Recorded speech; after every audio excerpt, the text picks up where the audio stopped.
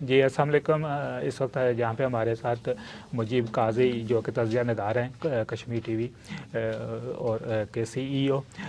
ہم بات کرتے ہیں یوکرائن کے بارے میں۔ اس وقت جو یوکرائن کا ایشو جا رہا ہے اور رشیا نے جو اٹیک کیا ہوا ہے، آئل پرائسز جو پوری دنیا کے اندر بہت زیادہ انکریز ہو رہی ہے اور ساتھ ساتھ انفلیشن بہت زیادہ ہو رہی ہے۔ مجیب قاضی صاحب، سب سے پہلے تو ہمارے اسٹوڈیو میں آپ کو خوش آمدید۔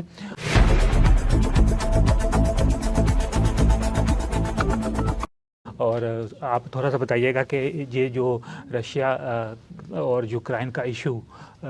یہ آپ کو کیا لگ رہا ہے کہ کتنی دیر تک جاری رہے گا؟ بسم اللہ الرحمن الرحیم۔ سب سے پہلے تو آپ کا بہت بہت شکریہ کہ آپ نے ہمیں اپنے اسٹوڈیو میں دعوت دی۔ دیکھیے، یہ کرائسس تو بڑے پرانے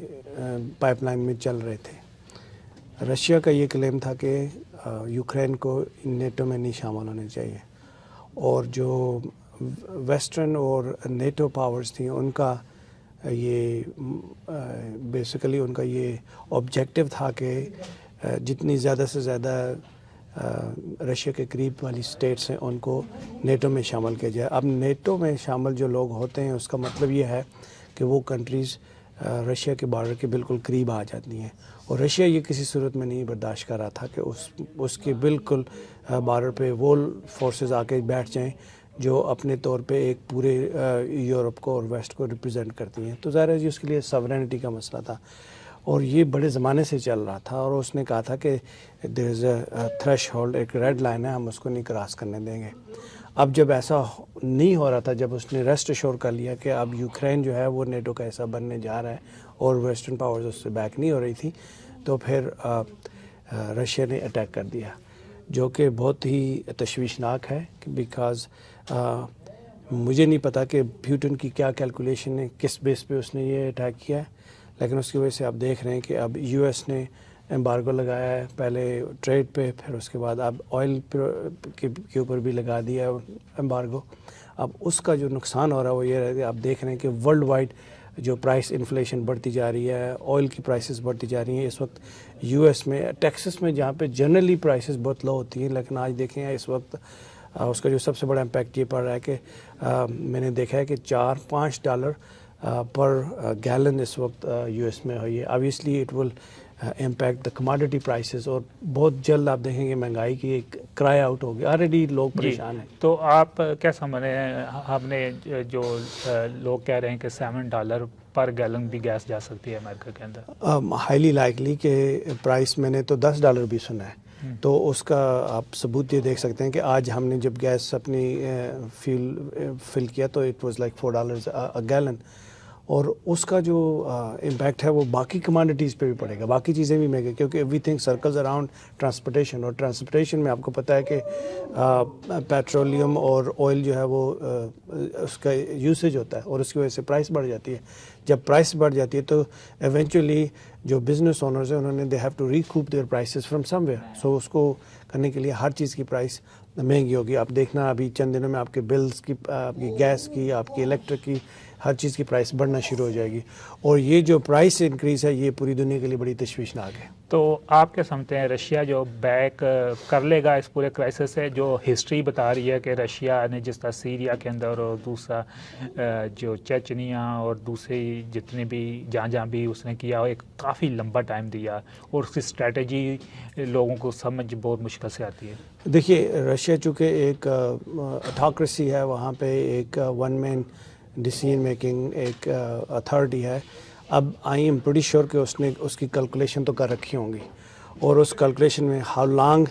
that country can stretch the war وہ اب دیکھنا ہوگا، لیکن مجھے اپیرنٹلی ایسا نہیں لگ رہا کہ وہ بیک ڈاؤن کر رہا ہے، ایسا it doesn't appear to be the case. اب ان کے ایک سیٹ گول کیا ہیں، آبجیکٹیوز کیا ہیں، جب تک وہ اچیو نہیں ہو جاتے اس وقت تک تو ان کا پیچھے ہٹنا بڑا مشکل ہے۔ تو آپ کو کیا سمجھتا ہے، یورپین یونین نے جو الائنس اور امریکہ بھی شامل ہو گیا ہے، اس میں کئی ایسے غریب کنٹریز بھی ہیں جن کو جیسا بہت سارے آئل کی ضرورت ہے، گیس کی ضرورت ہے، اس کے علاوہ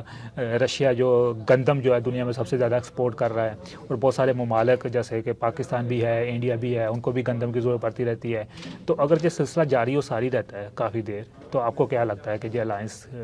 کتنی دیر تک دیکھیے اس وقت اپیرنٹلی تو یہ ہو رہا ہے کہ ایک تو پہلے اکنامک کرائسس آپ کے بڑھیں گے اور یہ بہت زیادہ بڑھتے جا رہے ہیں اور یہ ساری دنیا کو اس کو امپیکٹ ہوگا. دوسرا آپ نے یہ دیکھنا ہے کہ اس وقت جو جیو پولیٹیکل سچویشن ڈیولپ ہو رہی ہے ویسٹ میں, اور جو اس وقت جو سپر پاورز کے جو 2 بلاک بننے جا رہے ہیں, رشیا اور چائنا کا الائنس ہے, اور پھر ادھر نیٹو ہے, ان کواد ہے, اور پھر ویسٹرن وارز ہیں. سو یہ پہلے کولڈ وار ہوتی تھی, اب کولڈ وار کے بجائے اب تو ریئل وار شروع ہو گیا. اگر یہ سلسلہ اسی طرح جاری رہا اور اگر یہ اور وار آگے بڑھتی رہی, ایک خطرہ تو یہ ہے کہ ورلڈ وار 3 شروع ہو سکتی ہے اگر یہ نہ رکا, سلسلہ نہ رکا. دوسرا خطرہ یہ ہے کہ آپ نے دیکھا ہوگا کہ باقی جو کانفلکٹس ہیں دنیا میں وہ جنم رہے ہیں. آپ نے دیکھا ہوگا کہ پچھلے ہفتے actually couple of days ago India نے سپرسونک مسل فائر کیا ہے جو کہ پاکستان میں آ کے گرا ہے. یہ وہ بڑی تشویش, اس چیز کو ہم شاید ہائی لائٹ نہیں کر رہے دنیا میں, لیکن یہ میرے نزدیک یہ اتنا بڑا خطرہ ہے کہ اگر تھوڑی سی مس کیلکولیشن ہو جاتی ہے کہیں بھی. آپ نے دیکھا ہے کہ اس وقت انڈیا کے اندر ایک ایسا رجیم بیٹھا ہوا ہے جو ایکسٹریمسٹ ہے, اور ان کا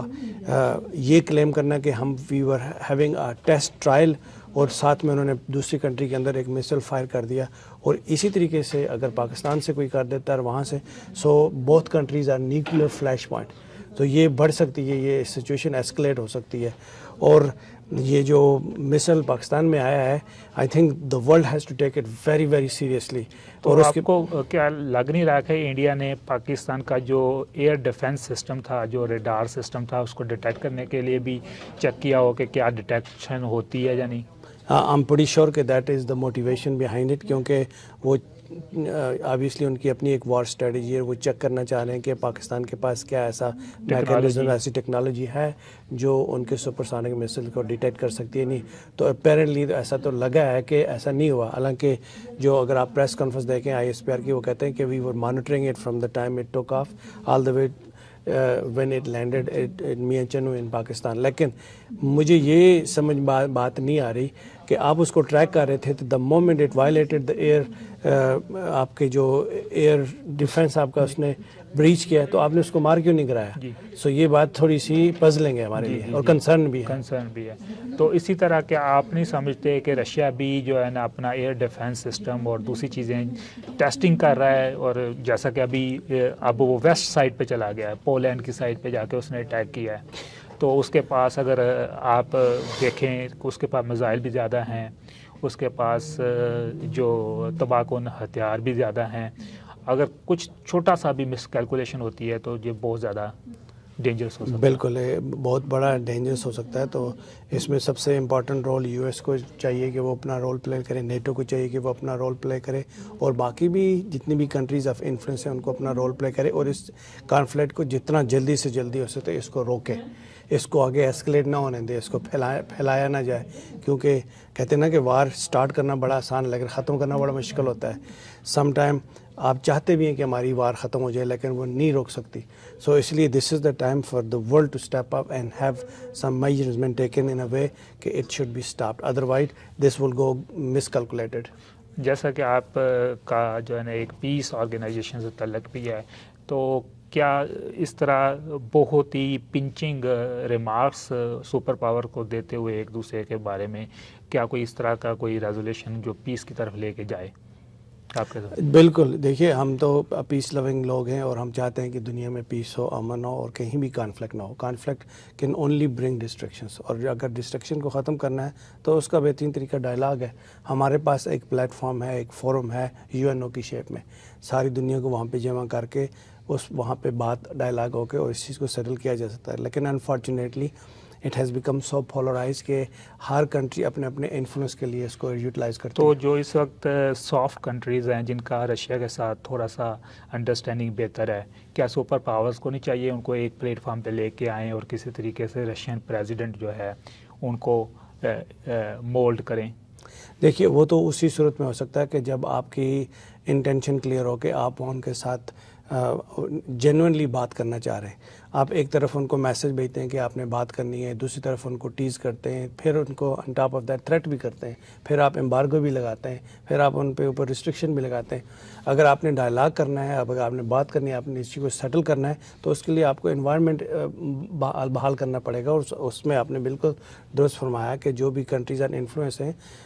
پاکستان کے ساتھ رشیا کے اچھے تعلقات ہیں, چائنا کے ساتھ بڑے اچھے تعلقات ہیں, جرمنی کے ساتھ اچھے تعلقات ہیں, ان سب کو یوٹیلائز کرنا چاہیے. اور یو ایس کو خود بھی اسٹیپ فارورڈ کرنا چاہیے کہ دس از دا ٹائم کہ U S needs to play a role as a was considerably solo super power in the world. Thank you very much Mujib Qazi صاحب, اور ہم آپ کو اپنے اسٹوڈیو میں زحمت دیتے رہیں گے. ہمارے ساتھ بات کرنے کا بہت بہت بہت شکریہ. بہت شکریہ. Thank you so much for having me.